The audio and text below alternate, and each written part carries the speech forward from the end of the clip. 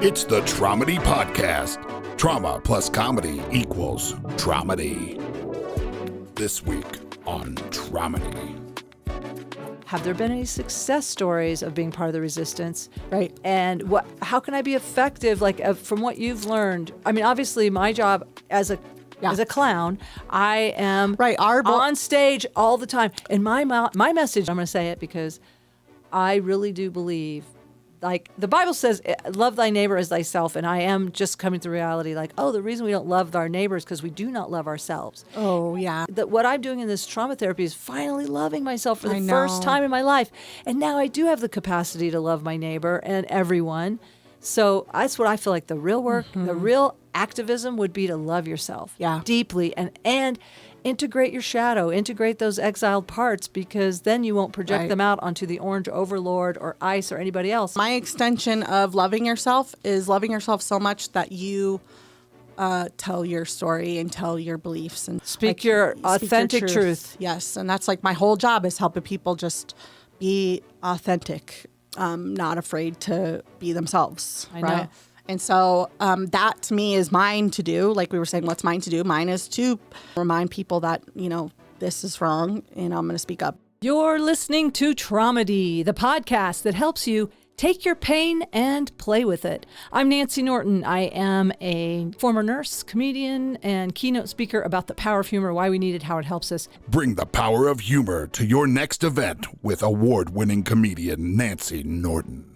Nancy got out of healthcare for the same reason a lot of people get into it, to save lives. Message Nancy at nancynorton.tv. The Traumedy Podcast is sponsored by Crybaby Badass. You have to feel it to heal it. You are a Crybaby Badass luminary. See your light in the mirror. Do you have a trauma? Hey, you listening, do you have a Traumedy story to share? If so, send Nancy a message at nancynorton.tv. This is a very good episode. Every episode is so good. I love my job. I love my calling. This is a calling, as you know. I cannot not do Traumedy because I need these conversations. I hope by listening in, you get a little something from them as well. I really am learning from every guest some coping skills or some inspiration and always something funny every single time. And this is a mental health podcast. So keep breathing. Know you're not alone. If you want to find a comedy show or to connect with me, go to my website, nancynorton.tv. Everything is there. Welcome to season 4 of Traumedy. Wow, that went fast. How are you hanging in there? I've been struggling this year with the news and the regime, let's just say. I cannot even pretend that I don't have an opinion about ICE and about what happened to Renee Good, and it's been extremely upsetting what's going on, not just to her, but around the country. People's constitutional rights are being violated. People are being kidnapped without due process. I'm very upset. I'm very concerned, and I'm asking what is mine to do. Yes, take action. Ask your higher power, what is mine to do about this? And let's do our best to honor that. And for me, humor helps me stay recharged and gives me a break. And I hope that you find that I hope this helps you stay the course and stay alert and not to check out.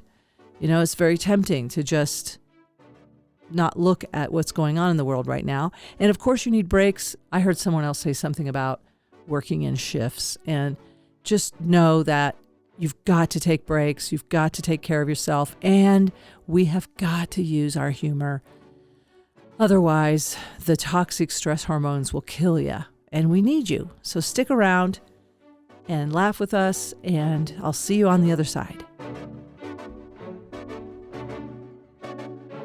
Welcome to Traumedy. My guest this week is a good friend, an amazing creator, a teacher. Thank you. The joke mentor. The joke mentor, yes. And has a fabulous one one-person show called Lost and Found. that we are going to get on Netflix. I am manifesting. Yes. Everybody visualize. Nancy's doing the majority of the manifesting, and I accept that. And yes, thank you for being the biggest cheerleader. It's so much work. If I just I know it is. would do it more, but yeah.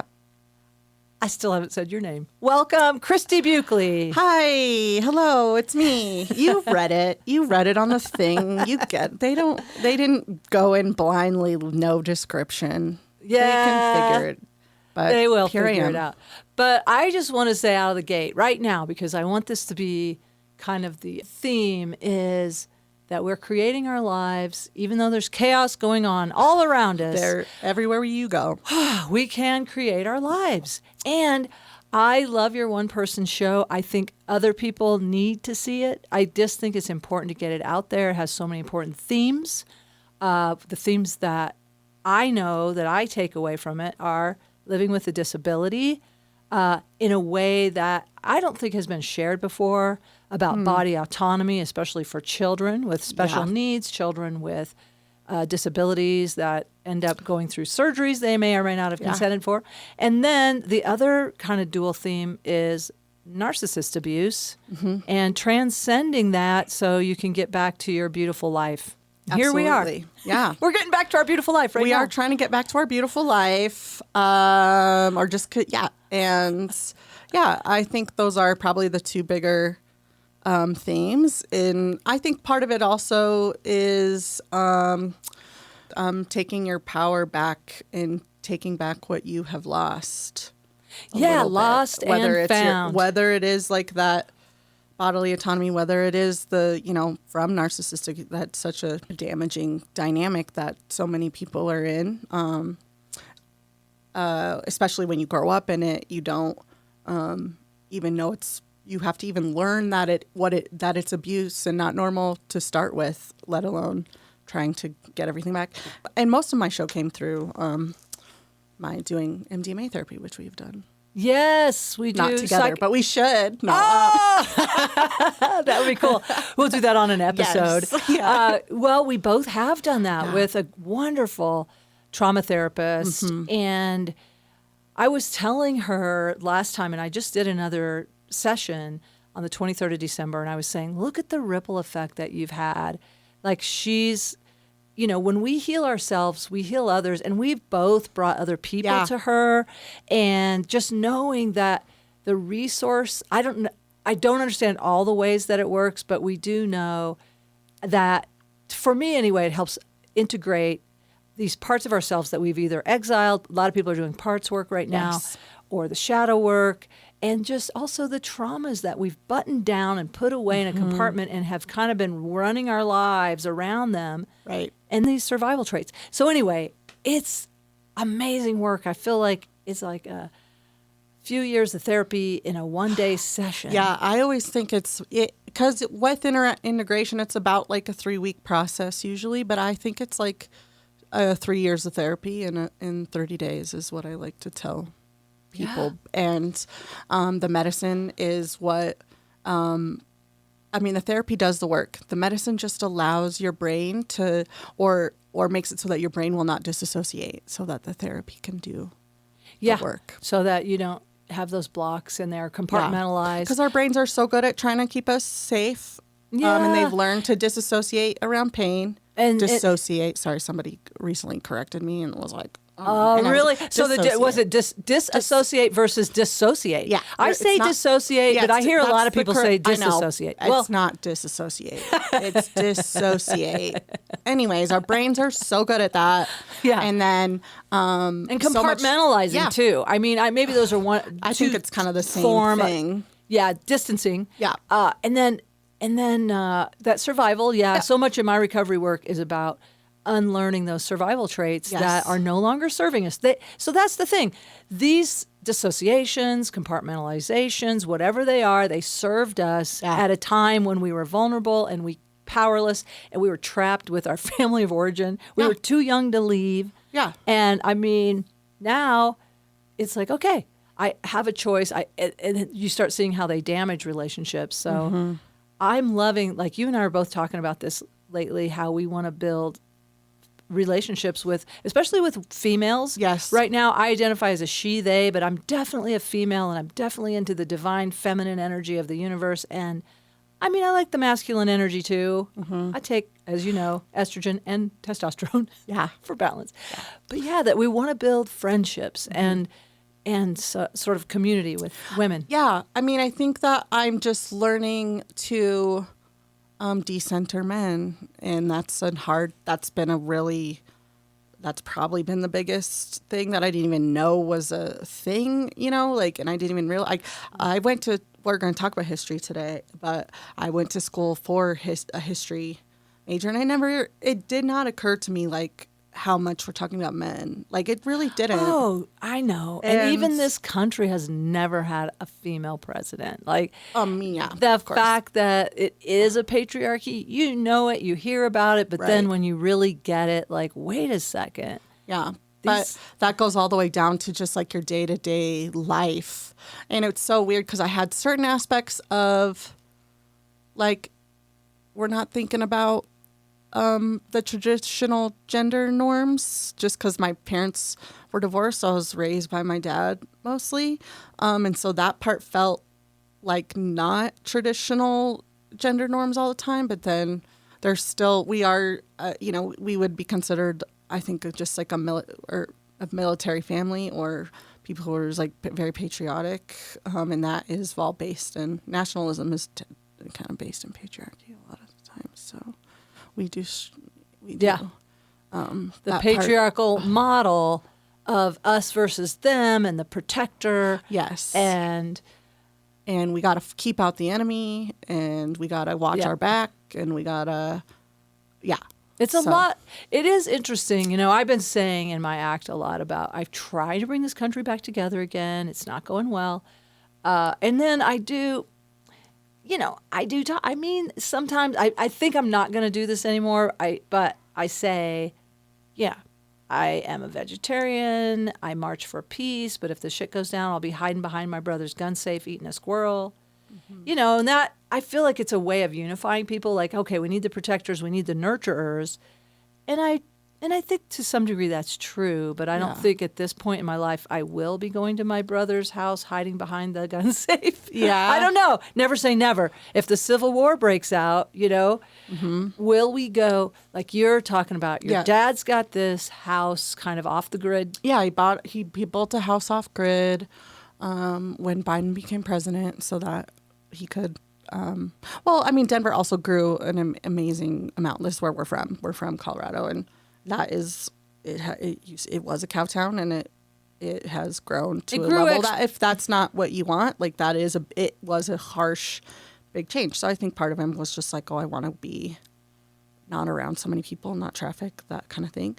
But I think he just got it. And he's also an amazing builder. Like, my dad is a genius as far as when it comes to like structural design and building a home. And that's where he really shines. And so, he wanted to build a home off grid so that it's not as reliant on systems, not like systems keeping everything together. I think that was just a fun project for him. And they're like a little bit of a romantic idea of having your own land and being able to live no matter what. Yeah.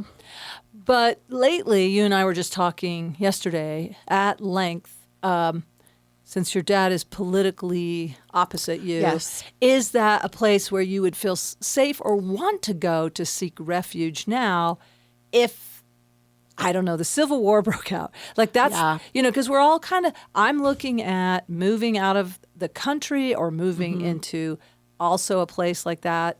Our friend Tobias Livingston, and I need to upload those videos. To Toby. Yeah, I need to upload those videos of him showing how to basically homestead, and also he builds tiny houses, and he just messaged me a couple days ago about, where do you want to do land? I got this idea.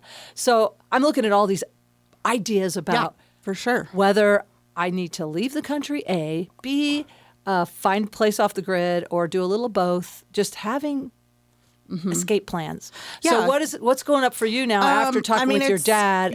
So that's why we were wanting, because we were sort of, it just is a weird time because it literally feels like in the last 2 weeks with Minnesota in the rainy goods situations, things have amplified to a level we have not seen. And so, and I've been asking everybody, like, am I the only one that's feeling like this? And people have been saying no, like it feels different.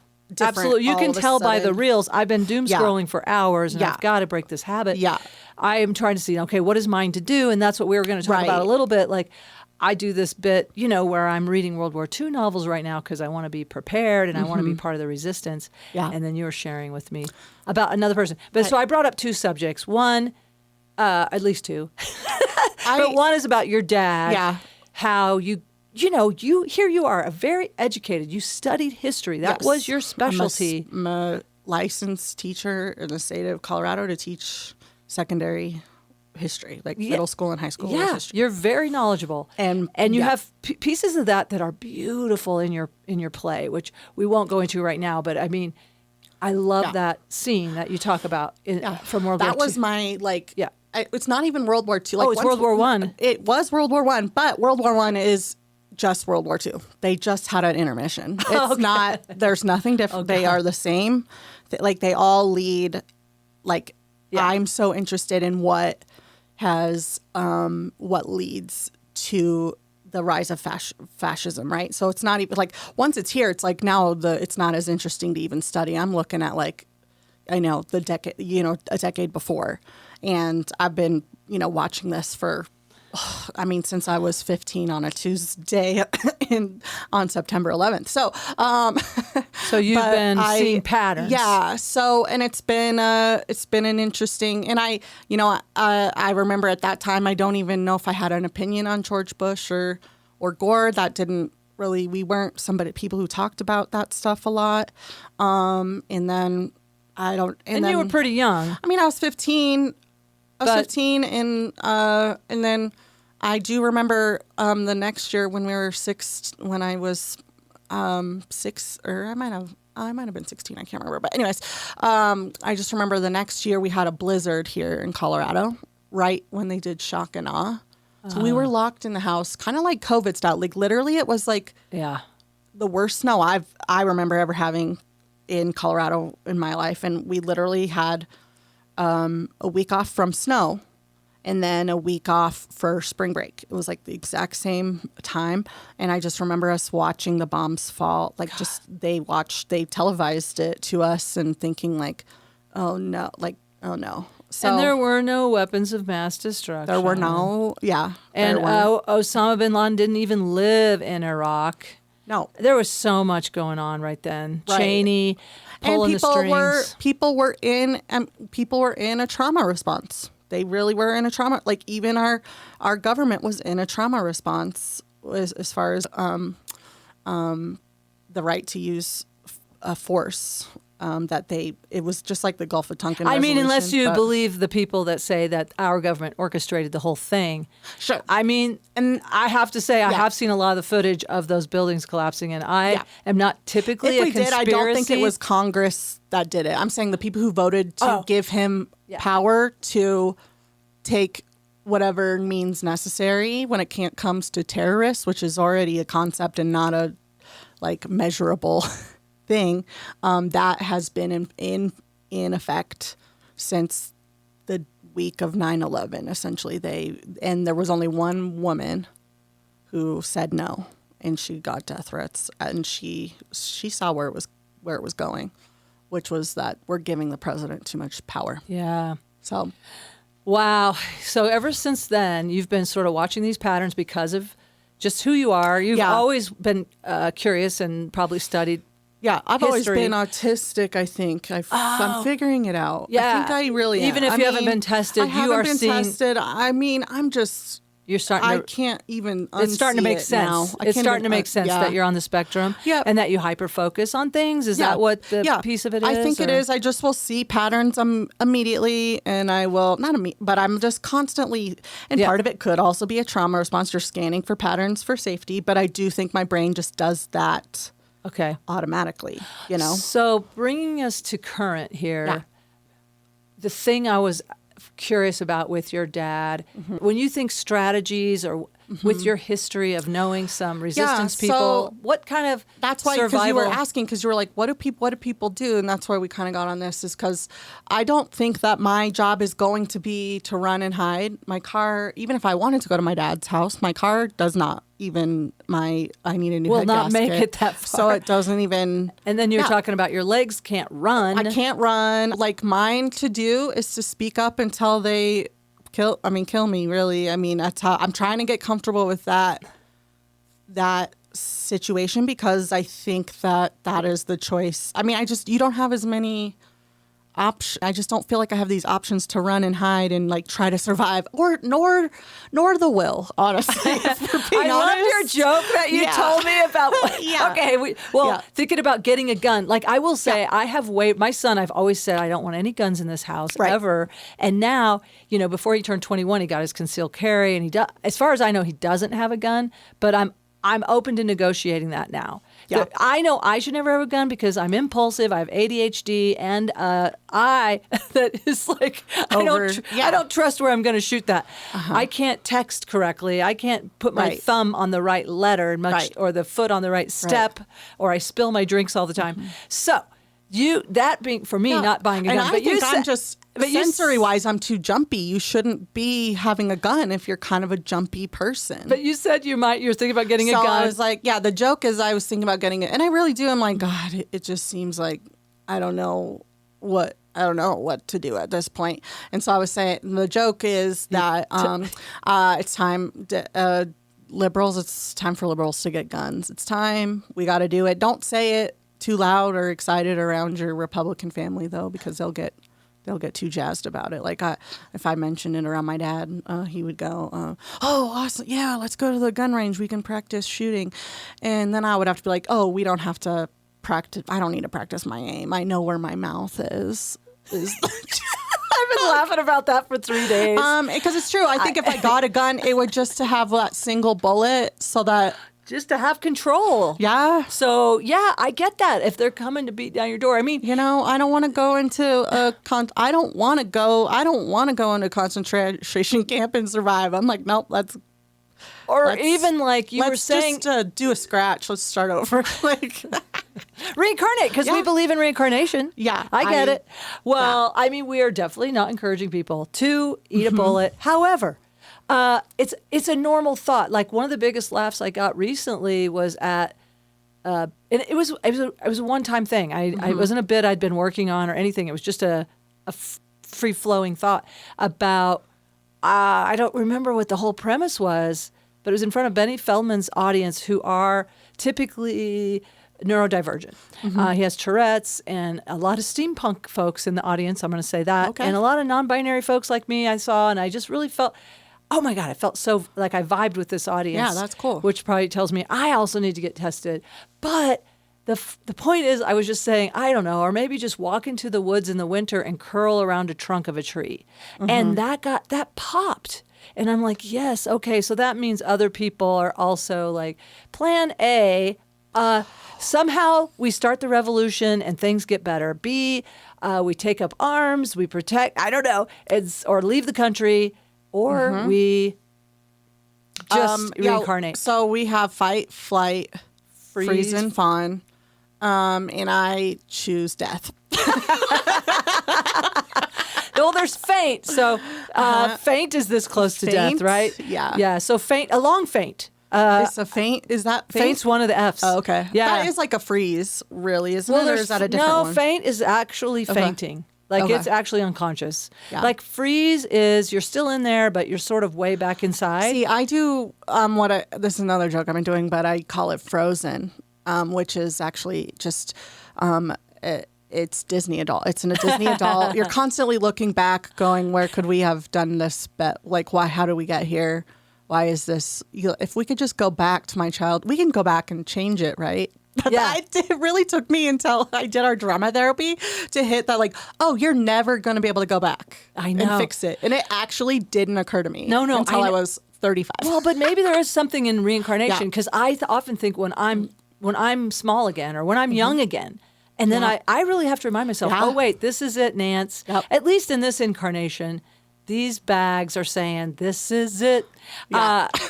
So when you do the Frozen thing, what are you saying? I'm saying that we can't let it go. That's the song from Frozen. Let it go, let it go. We can't let it go. We're constantly looking back, going like, how did we get here? What happened? Yeah. And thinking, and I think when it is sort of, I do get in a loop, like a trauma loop. Yeah. And that is an autistic trait of like, you're constantly trying to solve the puzzle.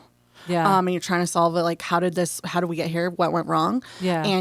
But I think that trauma response again makes you realize that you can't actually solve it. There's no going back. And I have a hard time with that. We have to go through it. Yeah. I was seeing a reel yesterday, and I don't know if I sent it, because a lot of times I'll send them to you. This one was the nerdy brother that's usually on the computer, that she's like, what's going on? And this time he was on the couch with his hands on his eyes, and he was saying he watched a knitter who sees cult patterns. And that, yes, the cult lady. Okay, I haven't seen her. Yeah, I read her book, actually. Some people don't like her. I've heard different things, but I've read her book. She's interesting because she grew up in a religious cult, and then she in South America and experienced. She's a knitter? Yep. The knitting cult lady. Yep, and she has a book called Uncultured, and she joined the military, and then she realized the military is a cult. Oh, of course it is. Yeah. I mean, of course it is. Well, yeah, they are literally, I think they use the term brainwashing. Oh, yeah. Yeah. So I mean, my ex-husband was in the Marine Corps, and he told me some of the stuff from boot camp, and it is a major brainwashing. But I was, something gave me hope, and I thought, I want to go look at her reel, because she was just saying she's seeing that the cult leader is falling apart. Yeah. So, and that, in our mind, is the orange overlord. Yeah. Sometimes don't really like to use his name. But he could appear in the mirror if we say it too many times. So where are we? I know, especially the bathroom, because he's always shitting his pants. on the golden toilet. Yeah. So would you? Okay, back to. First of all, there's the resistance piece. Yes. Okay, we got the fight, flight, freeze, fawn, faint. Okay, so the flight for me is going to British Columbia or Belize. Can't decide. Fight is to get a gun and you're gonna, running. I mean, flight is flee, but there is a flee, fight, sort of survive. Like, is there a aspects. dance? I feel like I want to dance. Usually goes fawn and freeze go together, and fight or flee kind of go to. You tend to like do one. One is sort of like there's two toggles. One is like one's like an action based, and one's more of a stay put, stay quiet, stay safe. I want to warn. I like this one reel I saw recently where people are now warning their neighbors about ICE by using their remote on their car, like setting off the horns, so that they're not out there where they could get shot or taken away, which is pretty cool. Which is amazing. Like I do want to be part of helping. You see all the memes like what you would have done during World War II, you're doing now. Yeah. And then I saw that meme. It's like, it wasn't the ICE guys. It wasn't the Gestapo. It was the milkman. It was the neighbor who got converted and turned you in. Yeah, that was a big class that I took. It was called Hitler's Germany, which was about how did he take them from just people just like you and me to like where they got, right? Yeah. And it really is, it's so fascinating that we weren't planning on talking about the Epstein files. However, fascism grooms their victims, if you will, the same way that a pedophile grooms children, like where it starts off small and little things and slightly inappropriate, and then once that's normalized, then they push further, and it never. You just stops. Get more and more desensitized, and also want to please them. Yep. You get some sort of reward, like you're a good girl, you're a good guy, like these. You use the term a victim, obviously, with the victims of pedophiles. But so are you thinking of ICE agents? Are you thinking of Gestapo as victims? I'm just saying I'm just saying the German culture just Germany as a society was a victim of targeted manipulation techniques. And they, even more than us, I mean, I almost don't we don't have an excuse because we have such a clear example with primary resource documents and stuff. But like they didn't have the internet, they didn't have old wars, they didn't have you couldn't study like this stuff that way, and so and it's been drilled in us. Don't forget the Holocaust, so that this could never happen again, and yet here we are. So, and I do find it just so I think that that's fascinating because, most people were not Nazis, like actually in the Nazi party, which is true. Most people are not MAGA, like they wouldn't consider themselves MAGA. It is only about 15% of the population that would think that are, and not Nazi and MAGA, like truly would identify as that. But like 22% of the people alive today in America voted for Trump. That's not as many as it feels like all the time, which is helpful to me. I'm always like, it's not 50%. He didn't win 50% of everyone. Just that vote. 22. If you believe the vote, which is a whole nother topic. Yeah, we don't have. I'm over here. Yeah, we don't have time to go into that. I'm getting blue pilled every day. It's my only hope. But but what I was thinking with your dad, you also have talked about like he didn't used to be like this. Yeah, because let's give the audience a little bit of background too. Because my dad is he is MAGA, like he is, and it's been hard, and we have had. He seems more MAGA today than ever. Yes. I mean, what I just heard you happened. Yeah. Yes. So what happened is like he started getting louder, and then I commented on something on Facebook and said like, oof, this is really disappointing. And then we got in a huge fight, like public fight. This is 2016 that I'm even talking about. This happened. Okay. And then, or 2017 it would have been. And then, and so we have been very careful about we're not, don't comment on each other's threads. We're not commenting on each other's stuff. We're not going to do that because it's only going to hurt our relationship. And I mean, I wasn't really, that was his request after that. Not mine. You can comment on my stuff. I have no problem. Because you can debate it. You can defend it. I just mean you're not going to shy away from an argument. Right. I like a good argument if the goal is to come to some kind of truth. Right. Like I'm open, like you are saying, I'm open to moving. So, and then, I mean, it really went down during Biden because you don't have somebody inciting fear and anger at a constant level like we do right now. Yeah. It was a little bit, of course, but it was just so much less. Like I almost wish that they had done daily blood pressure readings of the country, honestly. Both sides. Yeah. Just. But your dad hates Biden with all his. Right. But I don't. Yes. Agreed. So his blood pressure went up. Totally. Yours went down. Yeah. I see, but I don't.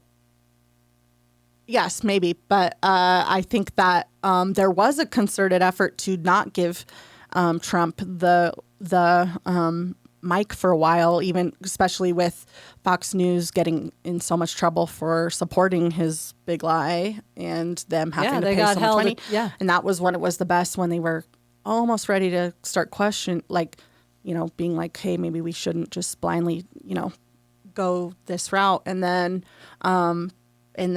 obviously once the election cycle started up, it really ramped up against Biden, and then but I don't know, like maybe, but he said he was doing it to being quieter for my sake. And I was like, thank you, I guess. I'm not on Facebook that much anymore. But I was feeling really, immediately sort of like, oh, everything's ramped up, right? Everything has ramped up recently with the Renee Good situation. And I posted a video that was a combat veteran that his wife actually recorded it and posted it because she was so taken aback that he was showing so much emotion. He was in Iraq and Afghanistan. He saw ISIS in action and said that it looks the same as what ICE is doing to people on the street. And he was like tears in his eyes, really upset. And this is what he fought against. Yeah. And so a lot of, and now there aren't very many World War II veterans alive. There's not. A handful. But they also would be saying the same thing. And you had a grandfather that was in World War II who did not like Trump or something. And he was a lifelong Republican, and he thought Trump was a disgrace, disgust, like he was And disgusted. that brings us to the current post where you were And so I that. posted and I said, I think my grandfathers would have felt this way. And then my dad really, that triggered something. And he really went after me at that point. Yeah, on your page, in your post, in your thread. Yeah. He was extremely unkind, in my opinion. I was mad because you had to talk me off a ledge because I was like, I'm going to say something. Yeah, You're like, and I Nance, was like, don't. So I was like, okay, I don't have to fight your fights, but man, I wanted to. It was, it took I wanted me back. to defend you. It took me back. And also, I wanted to shame him. I'll be honest. I wanted to shame. As a mother, as a parent, talking about your own daughter in the way he did, I wanted him to know how that's not what we do as parents. I was wanting to. Well, speak for yourself. Obviously. Yeah. Obviously. But no, I didn't, because we had I thought, if I really think about it, because I'm like, I don't know how much I was thinking about them seeing it. I really wasn't thinking, but I do think my hope was that they would stop, pause, and think about. They don't have to agree with me. I just thought they might ask themselves that question. Take a moment. What would they think? What would a person who's actually seen war firsthand think about this? Because that's why I point them out, is because they were both combat. They were in, one was in Korea, one was in World War II, Korea and Vietnam. I thought that would appeal to them, if nothing else, is an active duty military member who was in a war. Yeah, and we're seeing combat veterans all over the place who are against what ICE is doing right now, which is against the Constitution, taking people without due process. Yes. So, that was my hope, was that they would just maybe think, I don't know if they have thought about it, and I don't even know if my at least the one that we were fighting about, and he died after 9/11. But before the bombs dropped, my grandpa Buchele, before shock and awe, but in that period of time. So we saw his concern about 9/11 in the direction, but we never got to see, the modern era, essentially, like what he would have thought about it. And so I think it does build a lot of insecurity in people. I mean, I must have hit an insecure point or just a pride point or something. But I do think that if you have been in war, you are thinking about these soldiers, like the front line, and the people on the front line, and the people actually standing, near a gun and on the bad end of a gun, no matter what side that is. I do think you will put that into perspective sooner, in that, because you would have empathy, right? And it feels like that's real. Yeah. The realness of it. Yeah. So anyway, he, unfortunately, what you learned is that he was more ensconced in the MAGA movement, very anti-trans, very, didn't even believe that there had been any convictions of these felonies. Yeah, when I was like, he's a felon, and he was like, he's only been indicted, he was not convicted, and I was like, oh my God, it's so much worse than I thought. That's that. And here you are, so educated about the war, and then the things he was calling, I'm so upset because it's absolutely backwards. He's the ignorant one. But now, because you and I have had this discussion where you're like, well, I know I could always go to my dad's, but does that feel like an option now? I mean, that feels... I guess for survival, I don't know, would your survival... Yeah, I mean, that's... The only thing is because it is so far removed from society is the reason why it would still be an option, I think. That'd be such a interesting thing to... Yeah.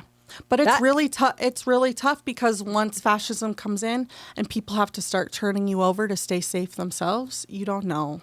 You just don't know who to trust at this point, because that is where we're going. Like, we're already there. Well, you and I because they're asking white people to turn over their brown neighbors. And you and I would have been rounded up. You have a disability. The people with disabilities were rounded up first ones, and then the queers and yeah.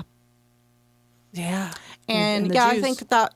I think that the biggest thing is just the most alarming thing was that, and this was again a Nazi Germany thing, and it's always it's attacked. They're not the only ones. I mean, if we want to go back, Hitler actually learned everything on how to take care of the Jews from how America treated the Native Americans. He loved Westerns and cowboys, and he learned everything from us. The way that they just dehumanize their opponent or their perceived enemy is wild. I mean, and my dad, even something that he said in the messages was, "You're like an animal waiting, waiting for us to say something so you can attack." And that was maybe the most disturbing. Like, I'm like, oh, he doesn't. That's where it's like, oh, maybe I don't feel safe because he is buying into the narrative that we're not even human.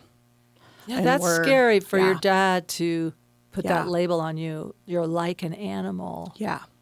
And it's, when I think about that too, you're attacking what he says because you're waiting for me to say something and then attack me for what I said. I mean, that's Yeah. more of an attack of an argument. Yeah.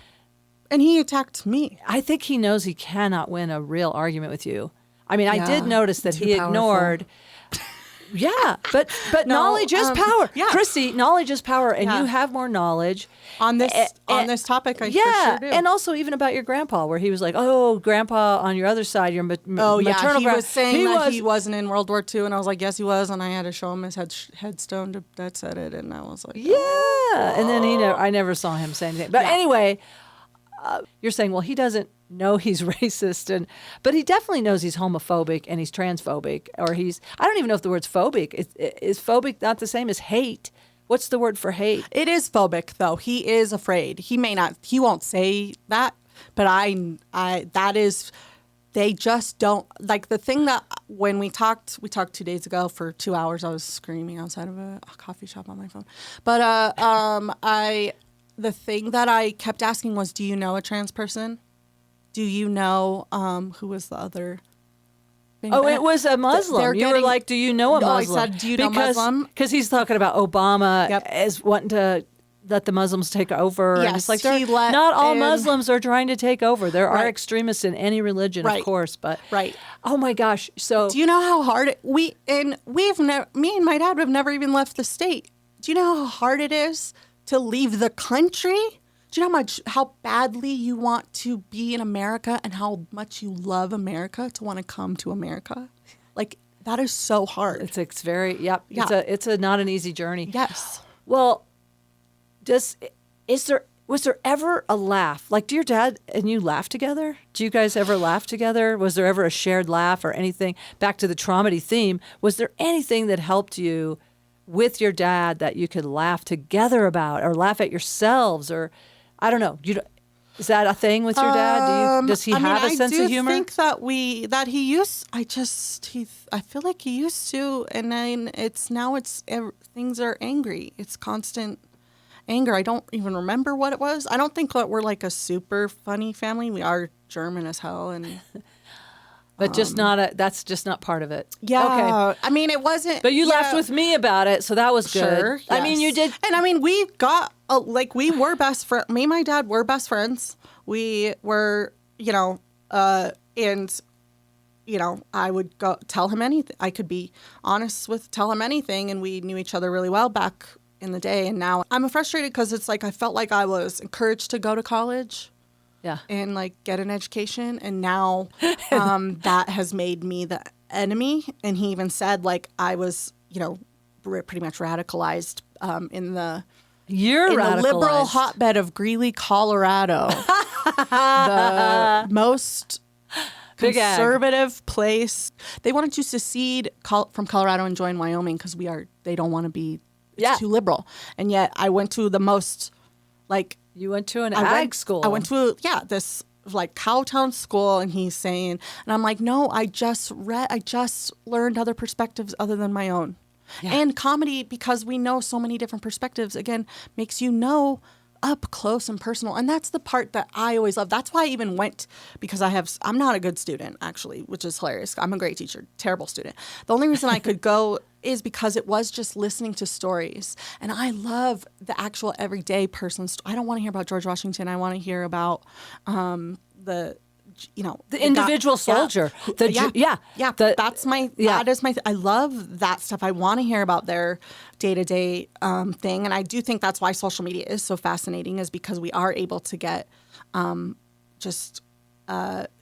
people who are individual stories and in the streets, and they're going around the traditional news media and making their own, you have, but you do have to gather. It is data collection, and you have to gather a lot of stories, and then you compile all that, and you use your synthesize it, and deduce and draw some. I can't write a paper saying, I can't write a paper about how, they wanted to censor everything in Tudor England, to just praise the king, and just be like, see, here's this one person that said that.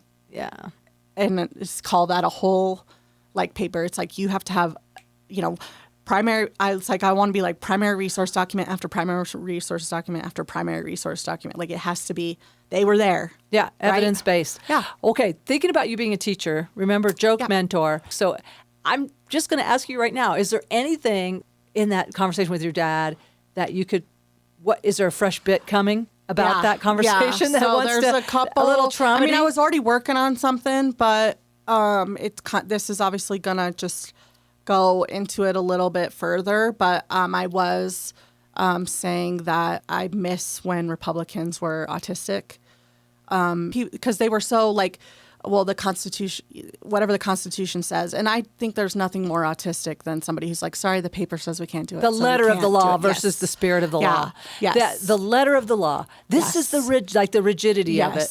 And now all of a sudden they're like, oh, well, not about due process. And they're like, no, it absolutely says about if you are on this soil, you are entitled to due process, whether you're a citizen or not. Yep. And it's in there. And I've read just enough of it. Yeah. Okay, sorry, I'm stepping on your joke. No, it's okay. But no, that was just, that was it. And I was saying how I want them to be like, I don't want my branches of government touching. I don't want them I don't like it when they touch. Or church and state. Yeah. I don't want to keep them separate. Keep church and state separate, and the executive branch, judicial branch, oh my God, the legislative president branch. is too loud. It's too loud. He's talking too loud. If he could just be quiet, that'd be so good. But no, they're probably just going to get back into autism with trains again, which is a Holocaust bit. Oh, that went over my head. Yeah, but, oh my God. And then, but the only other time you get to see him go back to autism is when somebody gets assassinated, and they're like, "No, I've shot that gun 500 times at 200 yards. That caliber bullet is going to make a 3-inch hole in a neck." And I was like, "That's what I did," and they loved it in Fort Collins. They really gave me a applause break on that. So, but I think that's part of republicanism is I can really understand that. It's like, and it was meant to, they're called conservative, not because of their conservative biblical beliefs. They were called conservative because they wanted change to happen so slow. They were conservative about how quickly we change anything.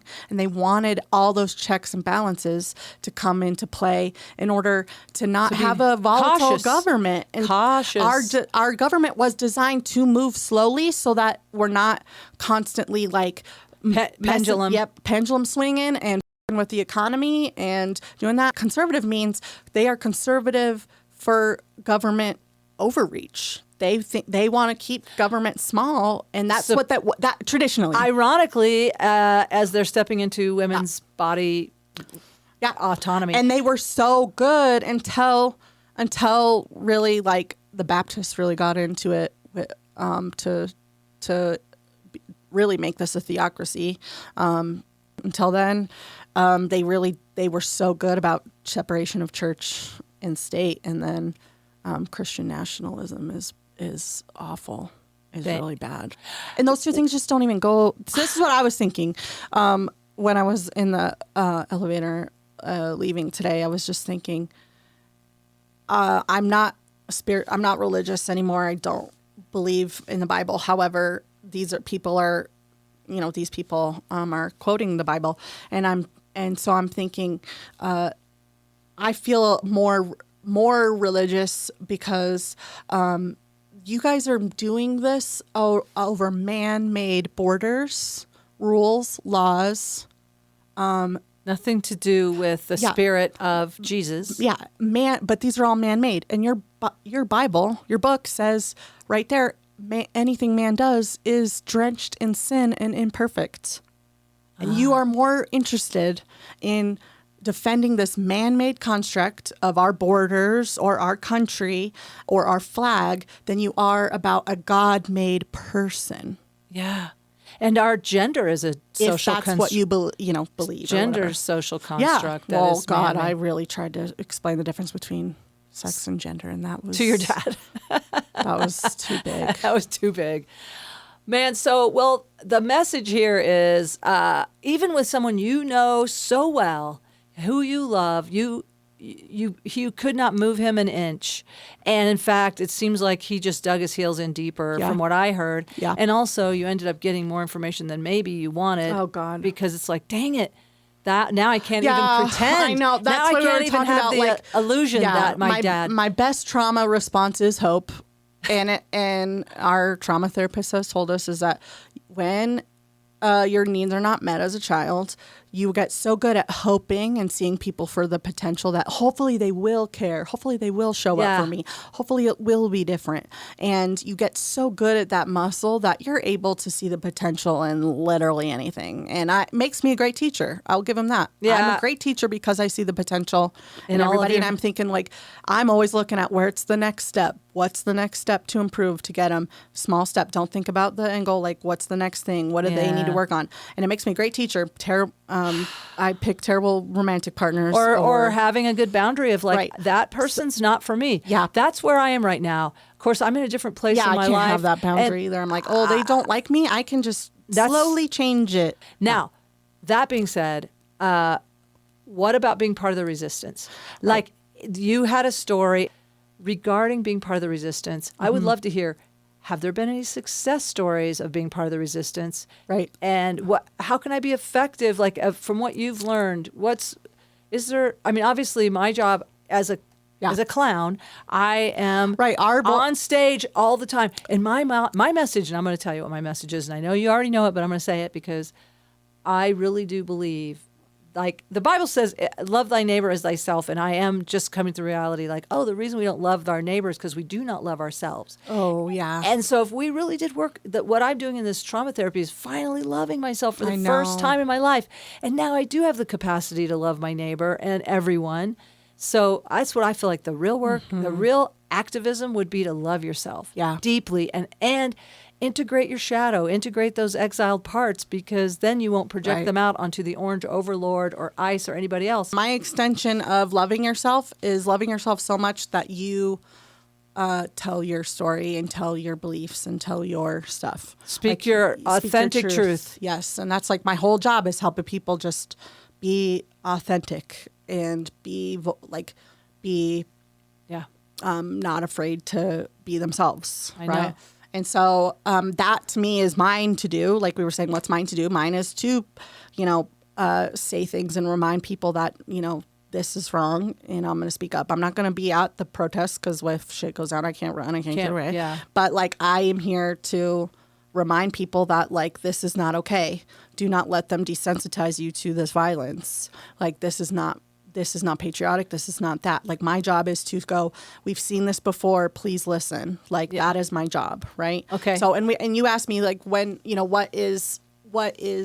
what did they have? And so, we were talking about Sophie Scholl and, I love her. I have a painting of her up on my wall. I think she's amazing. She's a hero in Germany now. And she from World War II. From World War II, and they were students. They were in college. She was a kid. She was 21. Yeah, 21. She's 21, Okay. 20, maybe almost 20. Maybe I think she was only 21. I think But my son's age, 21. Yeah, she's 21, and her and her brother were in this this organization called the White Rose, which was supposed to kind of mean like purity, and we're not evil and the opposite of evil essentially. But they were just literally printing pamphlets that said this is wrong. This is evil. This isn't okay. And there was not many. Is a very small group, but they actually would go up and take trains up to different cities and drop it because they wanted to make it seem like their movement was even bigger than it actually was. They took trains all around, distributed pamphlets, the White Rose. That said the White Rose, and that said, that just said this: the Fuhrer is wrong. This is evil. This isn't okay. And they actually. Maybe that's why I like it too. Speaking of, is that their dad was actually like a mayor of a town in the Weimar Republic, which is the democracy that was between World War I and World War II. Okay, and that's what Hitler slowly dismantled, but a lot quicker than you would think. We're seeing it right now, anyways. But they just as kids were joining Hitler Youth because it was just what you did, and they were like, "Oh, Boy Scouts, let's go camping," and they didn't know. And then their dad was that's that grooming you're talking about, right? And then their dad was like, "No, this is not like." He actually was not. He was so against National Social, not the Nazis, and he was like, "No," and like told him to think. And then and they just wanted to go hang out with their Sophie's friends. dad, and she had siblings. And her brother. Yep. Her brother, Hans, and her are the two that were in the group. The White Rose. Yep. And then there was a couple others, as well as Sophie's boyfriend, Franz, was actually on the front. So they heard about everything what was going on because of him. Because he came back from the front and would be like, this is what's actually going on. Okay. And so, and their dad was in support of them speaking up and using their voice. And they got caught. And because she had privilege, they were an upper middle class family. The guy really wanted her to be like, no, I didn't know what I was doing. I didn't, The guy being like a Gestapo guy? Yeah, the guy that interrogated her and stuff. Okay. He really did want her to sort of he gave her an out. He gave her an out. Yeah, and she was like, he's like, just say you didn't mean it. Yeah, or that you didn't know, or you were being coerced by your brother, or whatever. Go on record as this isn't really. And her brother also was like, I consider him like a gay. He was gay, and he had one of his partners is who outed him to the SS to save himself. So, but she. I guess I think I like her because when I look at her reading, I'm like, oh, this woman is autistic in the way that she was like. Oh, you read something that was so beautiful that she wrote. It was just so clear that when she didn't know, but it wasn't like a gradual, like walking away from Hitler Youth and the idea of it. It was like once she saw it, she couldn't unsee it, and the doors, like there's no going back. There's no faking it. She can't even pretend to be on board to save her life, which is something I just relate to so much. I cannot lie. Like, I can't lie when I think something. If I don't even like you, I can't even lie. I'm really bad at not showing it on my face or whatever, So, like, that's something that she was like, she stood by it even though she knows you're going to be killed. And she was so composed until after her sentencing, and her parents did get to come see her, and her dad it was weird feeling because obviously her dad is so sad that he's about to lose 2 of his children, but also so much pride that they did the right thing. And maybe that's, I'm going to cry. Okay. That's what they wanted, is like, I mean, I would literally die and be so much happier if my dad was like proud of what I was. Yeah, your dad's proud of you doing, and standing up for what's right. Yeah. And that's the hardest part is like, you think I want to be at odds with you? Like, you think I'm like actively choosing this and being ignorant? Like, I don't want to. I mean, I don't want to be separated from my family. I don't want to have this big. You don't want to be the outsider. And I am a teacher, and I am a historian. Trust me, I'm looking for whatever you're saying is. You'd love it if I could agree. You could find a common ground. Yeah. Right. And so that part was. She only cried right after her parents left, and he was like so impressed with this 21-year-old woman that like was basically like, no, fuck you. You guys are wrong, and I will not change it to save my own ass. She was just like that. I'll read the thing that I just fuck. Yeah. She's an amazing writer. So she stood up to them, and sacrificed her life. Yeah. And they also got now- rid of due process. I think it was like 3 days between the day they were arrested and executed. Like that's not like that is not. So this was her biggest thing as she goes, the real damage is done by those millions who want to survive. The honest men who just want little lives disturbed by anything bigger than themselves. Those with no sides and no causes. Those who don't take measure of their own strength for fear of antagonizing their own weakness. Those who don't like to make waves or enemies. Those for whom freedom, honor, truth, and principles are only literature. Those who live small, mate small, die small. It's the reductionist approach to life. If you keep it small, you'll keep it under control. If you don't make any noise, the boogeyman won't find you. But it's all an illusion because they die too. Those people who roll up their spirits into tiny little balls so as to be safe. Safe from what? Life is always on the edge of death. Narrow streets lead to the same place as wide avenues, and a little candle burns itself out just like a flaming torch does. I choose my own way to burn. Beautiful. Wow, I got goosebumps. I know. I felt her I spirit know. here. Yeah. So it's like, let her inspire us Yeah.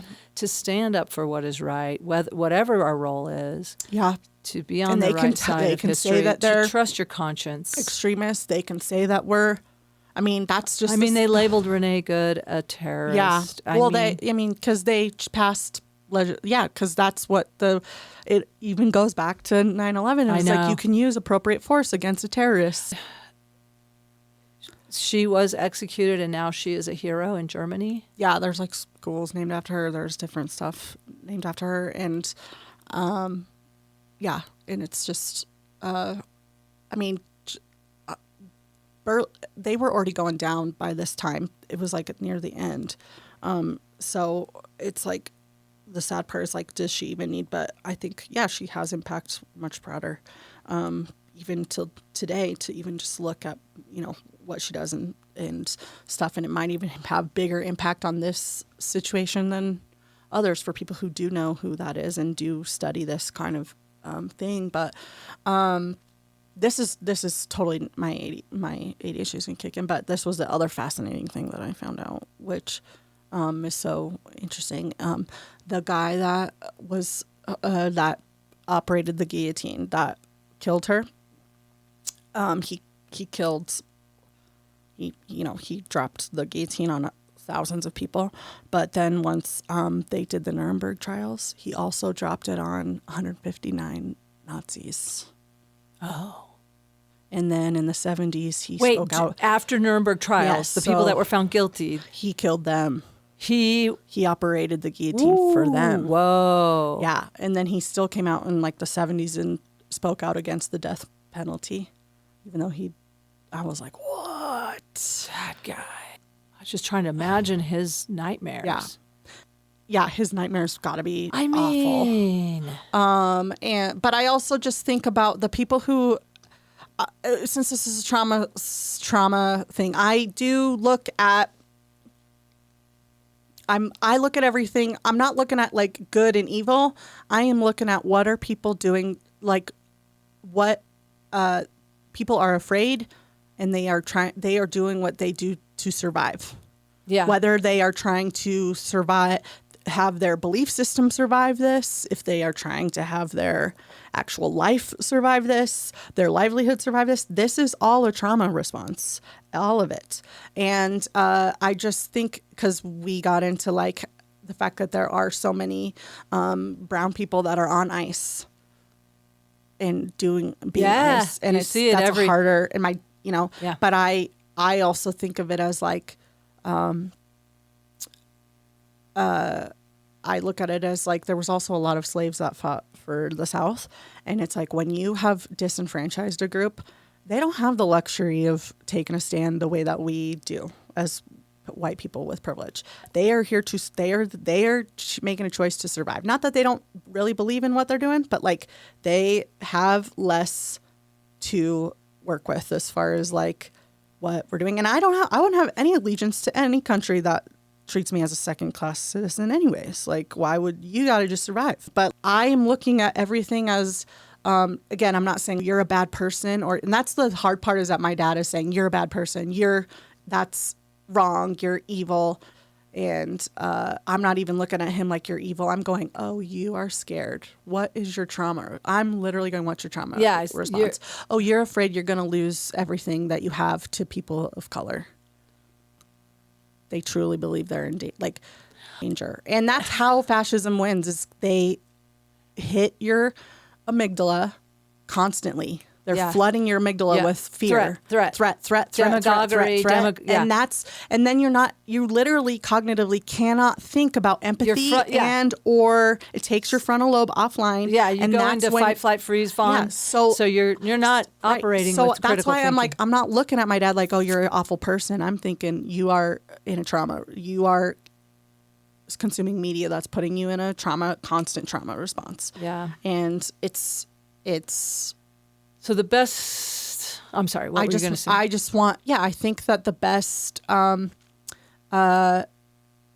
thing that we can all do is A, use our voice, but B, is to create feelings of safety for everyone we can, ourselves and everyone we can. Yeah. Yes, even Nazis. I'm not saying if they're not hurting anybody, because if they want to deconstruct, they have to feel safe enough to let go of that belief system. That feeling of safety is but this is everything. But let's face it, we've all. I mean, for those of us who have survived some scary things in life, that especially in a caregiver or somebody's in a position of power, and in this country now, the power. So that feels like a fawn response to me, where it's like, I want you to feel safe so you don't attack me. Yeah. Like, I want to make sure you don't feel like I'm threatening you. And there is a part of me that I don't know if that's a fawn response saying, hey, if you love yourself, you're going to be able to love everyone else. I mean, I just would love it. I would love it if we all loved ourselves. I'm saying creating, world. Yes, you can create feelings of safety, but it's like you are inviting them into a safe, like you're creating a safe environment for yourself, number one, and you got to just invite them into that feeling anytime they want to join. It's the same way as like trying to get an alcoholic to drink. You got to quit drinking to just be the example of like, oh, you wouldn't have to be afraid of every person that doesn't look like you on the street if you want to. There's a different option. Like, it is just about modeling like a different way. I do love seeing in Minnesota, I'm seeing some of those reels where they're singing these beautiful songs to their neighbors who are trapped in their houses. I'm loving those kind of responses, although I don't know. I don't want to pretend to know the answer. I'm just saying, with movements, there's people that have to be in the system and outside the system. Yeah. That make changes. And in the meantime, do not forget the sense of humor. Like, seriously, it helps me. It gives me relief. Like, just to take that little perspective, even if it's a joke about suicide, like you just did, like just something that's that gives my you own way to burn. Yeah. Gives you a sense of empowerment. Yeah. Yeah. Yep. So that it's like, okay, or, just like, what is that movie? A Beautiful Life. No. Life is Beautiful. Life is Beautiful. Yeah. Like, finding, even when I do these talks about therapeutic humor, these guys that were in camps in Vietnam, Captain Coffee, he like wrote a little joke under, like where they would take a shower, he would write a little joke under the thing, like, smile, you're on candid camera. Yep. Like little inside jokes like that. Even the people in the Holocaust, the guy who, Daniel Lubetzky, who was the founder of Kind Bars. His dad, he said he wouldn't be here without humor because his father could make the guards laugh. And therefore, that guard risked his own life to smuggle a potato into them to survive. So it's like you keep using humor. I do think there's a way that humor can help break down or open our hearts or something. But even if it's just unilaterally, even if it's just about you surviving, you do. I mean, the sad part is that joke about I know where my mouth is really comes from actually the big Göring, Hermann Göring, who was a Nazi, who he was like the biggest narcissist of them all. They were going to hang them, and he thought that his own ego could not allow him to be hung. Like he was like, if you guys shoot me, that is a More honorable dignified. way. Right. So because they were going to hang him, he got a cyanide pill and killed himself before they could kill him. So that joke kind of comes from that Taking control of your own person. death. Yeah. Uh-huh. So in closing, listen, if you need a laugh, check out a comedy show. I'm doing 2 shows this week in the Colorado area. I'll be headlining at Louisville Underground on Wednesday. I think it's 4 shows at Looney's in Colorado Springs. Come out to a show. Follow Christie. What's your Instagram? The Joke Mentor. The Joke Mentor. And I'll be at the Comic Sense next weekend. Comic The Sense here in 30th. Boulder? Oh, cool. 29, 30, 31, I think. Thursday, Friday, Saturday. Oh, cool. I didn't know you were going to come back to Boulder. All right. We got more Scrabble. And play some games. We're playing Scrabble. Yeah, I'm about to beat Nancy. Oh, yeah, you are. Probably. She's better. She is. I don't know. I get lucky, just though. this game. We'll see. I'm just ahead. You are and way ahead. I need this emotionally. I'm not going to throw it, though. I know you won't. I will not. That's why we do it. All right. Thanks, Christy. Thanks. I'd like to thank my guest, Christie Buchele. I'll put a link in the show notes. Follow her on Instagram, The Joke Mentor. And I'll put links to Sophie Scholl and other things we mentioned on the podcast in the show notes. Let me know if you have a story to share or you need some support or you have some inspiration about dealing with these difficult times right now as our country is so divided and frankly frightening for many of us. So I would love it if you have anything you want to share with me. And thank you for listening. Thank you for being a part of the Traumedy community. I do feel this back and forth energy of support, and let's raise the frequency.